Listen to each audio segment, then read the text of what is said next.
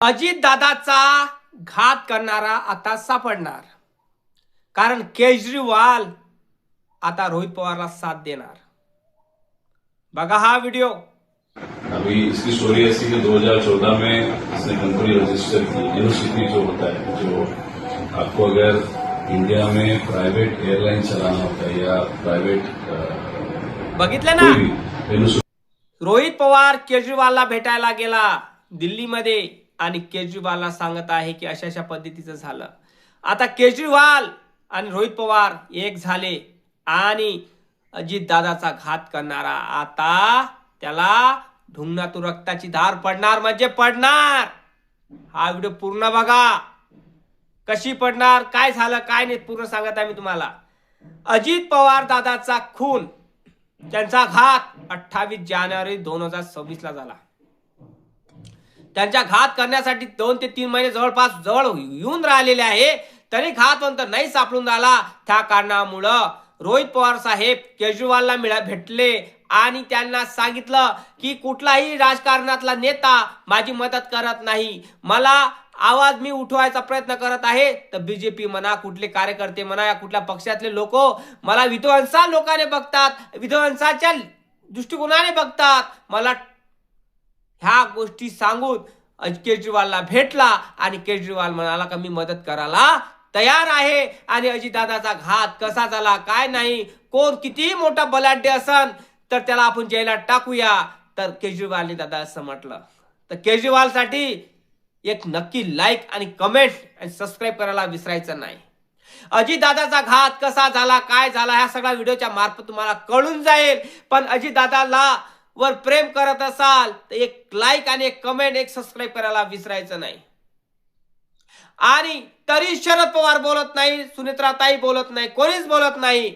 या अजितदादाचा घातून 2 ते 3 महिने जवळपास झाले तरी बोलत नाही. का बोलत नाही मला ठाऊक नाही. रोहित पवार हे व्यक्ती केजरीवालला भेटतो आणि सांगतो आपली दुःखद कहाणी, आणि कहाणी सांगितला केजरीवाल म्हणतो मी तुला मदत करायला तयार आहे. आणि अजितदादाचा घात कसा झाला, काय झाला, हे सगळं तुम्हाला सांग. तर अजितदादाचा घात कोण्या पद्धतीने झाला आणि कोण कोण लोक तुला विरोध करू राहिले सरकारमधले, तर केजरीवालला सांगितलं आणि केजरीवालनं म्हटलं की मदत करायला मी तयार आहे. पण अजितदादाचा घात झाला कसा, काय कसा, कारण जे सीसीटीव्ही फुटेज आहे, ते सीसीटीव्ही फुटेज डिलीट मारले. रोहित पवारने सांगितलं केजरीवालला. देवगिरी मधून निघत असताना अजितदादाचे कुठलाही व्हिडिओ नाही, कुठले व्हिडिओ फुटेज नाही, सीसीटीव्ही फुटेज नाही, का डिलीट मारली की काय मारले, हे सगळ्या गोष्टी रडत सांगत आहे केजरीवालला. आणि रोहित पवार साहेब रडले तिथे की मी काय करू, मला भीती वाटत नाही, माझ्या परिवाराला भीती वाटते. आणि म्हणते की आम्हाला काही झालं तर, तुम्हाला काही झालं तर, आपल्या परिवाराला काही झालं तर, मी ने लढलो तर मग कोण लढणार. मराठी माणूस काय कामाचं, आपला पवार खानदान काय कामाचं की आपल्या काकाला न्याय मिळून देत नाही. तर अजित पवार असे म्हणतात. विचार करा तुम्ही या गोष्टीचा. अजित पवार मरण पावले तेव्हापासून रोहित पवार डोळ्यात झोप साठवत आहे. रोहित पवार साहेब जेव्हा बाहेर निघतात त्याच्या घरातले लोक म्हणत असाल की बघा तुम्हाला काहीतरी होईल काय, कारण हरामखोर राज्यात आणि प्रशासन मध्ये, सरकारमध्ये लय हरामखोर लोक बसलेले आहे. अजितदादाचा घात अशा पद्धतीने केला की समजून राहिलं नाही. त्या कारणामुळे रोहित पवार म्हणतात मी नाही केलं, मी समोर नाही गेलो तो कोण जाणार.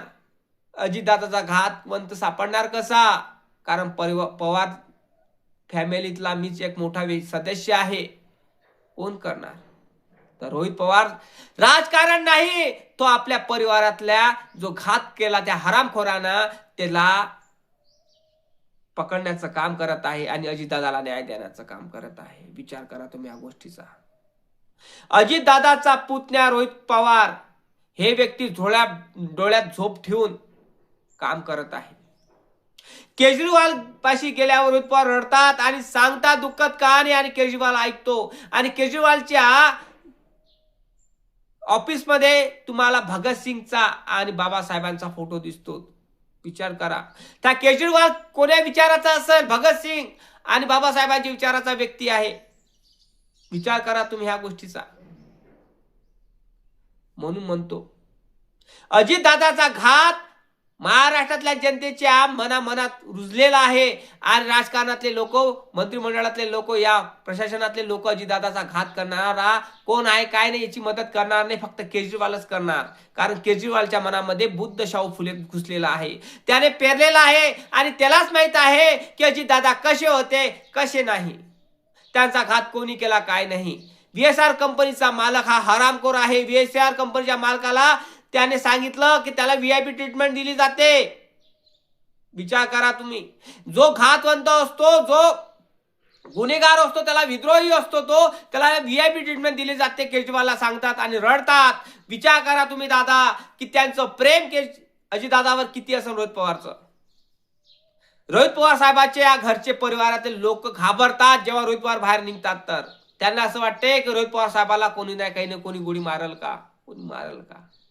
बरोबर ना, कारण अजितदादाला जाळून मारलं, अजितदादाला प्लेन क्रॅश करून मारलं. तो अशोक खरातचे पण धागे जुळले त्या VSR कंपनीच्या मालकासंग जुळलेले आहेत. विचार करा तुम्ही ह्या गोष्टीचा की ते व्यक्ती जगत कसे असेल, कोण्या पद्धतीने असेल. सुनेत्राताई बोलत नाही काही नाही, त्यांना त्यांचं पद लय महत्वाचं आहे. शरद पवार बोलत नाही, का नाही बोलत मला ठाऊक नाही. का त्यांना असं वाटते का शरद पवार जिवंत आहे, सॉरी अजित पवार जिवंत आहे असं वाटते का, का सुनेत्राताईला असं वाटते का अजितदादा जिवंत आहे, का बोलत नसेल त्या, नक्की कमेंट करून सांगा. जेव्हा रोहित पवार साहेब सांगतात, जेव्हा प्रेस कॉन्फरन्स घेतो आणि प्रॅक्टिकल सगळ्या जनतेला सांगितलं की अजितदादा जीवनात नाहीये, दुनियात नाहीये, तेव्हा ठसा रडले दादा. सगळे इन्फ्लुएन्सर रडले, सगळे सोशल मीडियावरचे सगळे काम करणारे रडले दादा. आणि त्याला असं वाटायचं की अजितदादा खरंच जिवंत असेल. पण सोशल मीडियामध्ये जेव्हा खळबळ मचली तेव्हा डोळ्यातून अश्रू पाणी धारा पडल्या. पण अजितदादा जिवंत नाही असं घोष वाक्य त्यांनी केलं तर काळजाला खणक पोचले. विचार करा तुम्ही ह्या गोष्टीचा की अजितदादावर प्रेम करणारे लोक किती असतात. पण CCTV फुटेज म्हणा, का अजितदादाला मारलं असेल, का मारलं असेल अजितदादाला, याचा अजूनही निष्पापपणा आला नाही. का आला नसेल, का उत्तर आलं नसेल अजितदादाला मारण्याचं, का एवढा टाइम लागत असेल, का गेले केजरीवालला भेटण्यास, का केजरीवाल अजितदादाचं प्रपोजल स्वीकारन. अजितदादाचं घात करणारा कोण व्यक्ती आहे त्याला सजा देऊ लागणार केजरीवाल.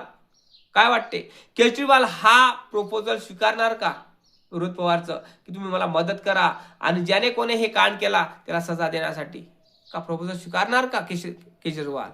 नक्की कमेंट करून सांगा. जय भीम, जय शिवराय, जय जवान, जय किसान, जय भीम, जय संविधान.